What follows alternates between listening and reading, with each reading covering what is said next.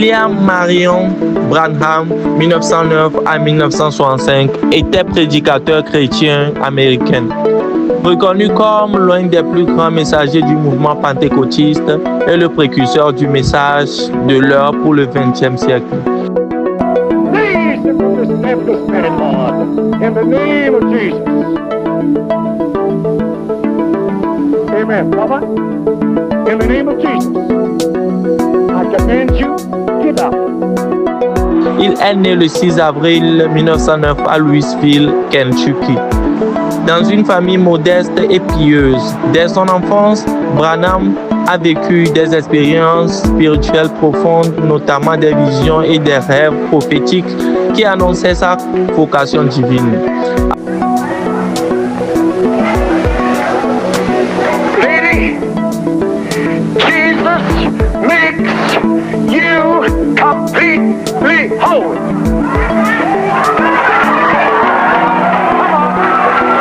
Don't doubt God. Don't doubt the Lord. You're not going to fall down. Come on. Come on. Come on. Raise your hands and praise the Lord with me. À l'âge adulte, il fut utilisé par Dieu pour guérir les malades et prophétiser avec précision. Pendant ces temps, à l'extérieur de la cabane, quelque chose de surnaturel s'est passé.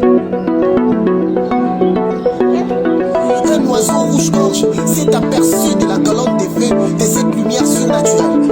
L'oiseau a reconnu la présence de son créateur. Il est 5 heures du matin, le 6 avril 1909, sur cette montagne de Kentucky. Hilary Harvey vient à peine de donner naissance à son premier fils, le prophète, avec l'aide de Madame Mary Farley, la sage-femme qui ne fut rien d'autre que la mère de Charles Branham.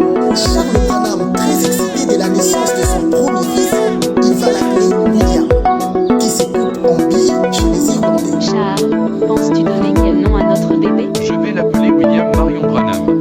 Je suis si content de savoir qu'on peut le trouver au milieu de ceux qui ont le cœur brisé. Dans nos moments de chagrin, il n'est pas de ceux qui nous abandonneraient. Il nous soutient quand rien ne va plus et quand les derniers espoirs terrestres ont été épuisés. Il est toujours Dieu et il nous aime. Il était l'expression de Dieu. Oh, combien je crois qu'il désire voir son peuple tellement loin de son esprit que nous puissions aller les uns vers les autres dans les épreuves et les difficultés pour apporter l'expression de sa compassion, se déversant de nos cœurs qui sont nés de son esprit, afin de refléter dans l'Église l'amour du Dieu vivant. Ceci exprime bien ce qu'il a dit ou ce que le poète a dit. En vivant, il m'a aimé. La façon dont Dieu s'est représenté lui-même en Jésus-Christ a démontré ce qu'il a fait pour toute la race humaine. Il a exprimé son opinion à la race humaine. Pardonner et aimer ceux qui ne méritaient pas d'être aimés. Et je me demande, en ce matin de Pâques, à quel point nous avons manqué à cela. Nous serions capables d'aimer ceux qui nous aiment. Mais lui a aimé ceux qui ne l'aimaient pas. Il a été la plus grande et la première représentation de l'amour qui soit offerte à la terre. Et il était méprisé par ceux qui vivaient sur la terre, par ceux qu'il aimait. Aucun homme n'a jamais pu aimer comme lui. Alors que le Seigneur vous bénisse ce soir, alors notre Seigneur pour son amour et ses bienfaits envers nous.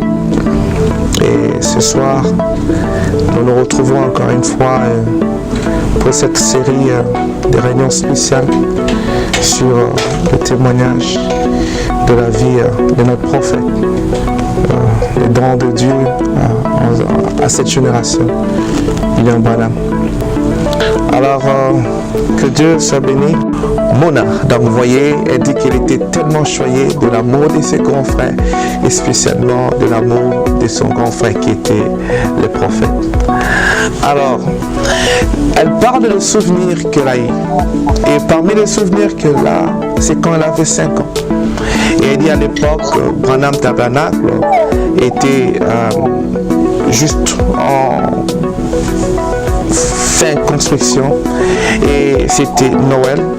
Et comme d'habitude, le prophète avait coutume à donner soit des oranges, soit des bonbons aux petits-enfants de l'église, chaque fois qu'il y avait Noël et pendant chaque Noël. Alors, elle était dans les rangs et elle aussi, elle devait recevoir l'orange venant du prophète, comme c'était l'habitude. Et comme elle était là, tous les enfants ne permettaient pas qu'elle passe.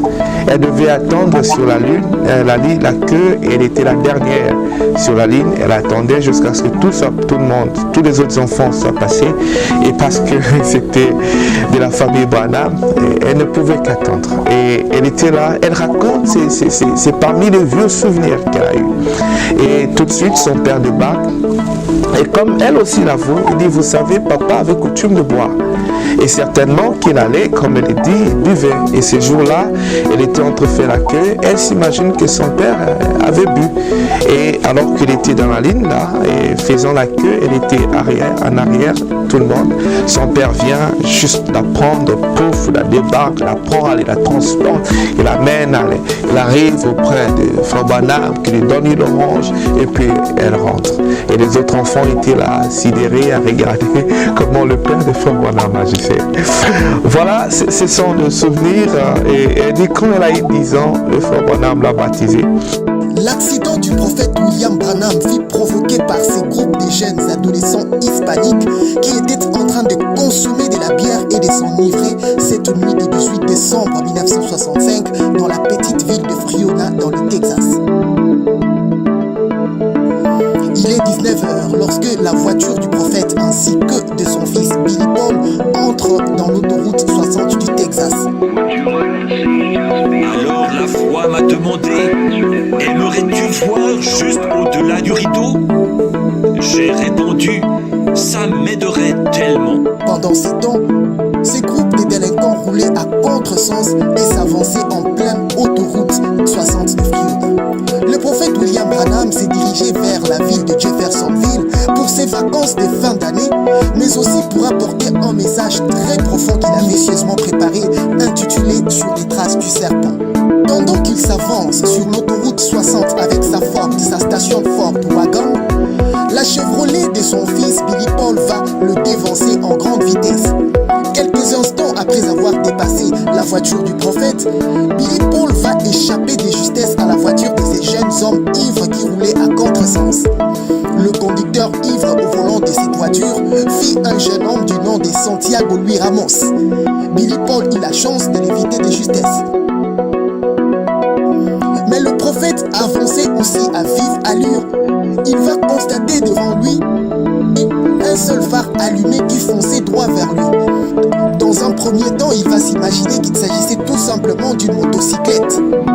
Mais malheureusement, la voiture du jeune homme va foncer droit vers la voiture du prophète, qui n'eut pas le temps de réaliser que c'était une voiture. Et c'était la tragédie, l'accident fatal du 18 décembre 1965 qui fait aujourd'hui 59 ans jour pour jour. Nous nous rappelons de ces jours fatals qui va marquer le processus du départ de notre prophète William Marion Branham sur la scène.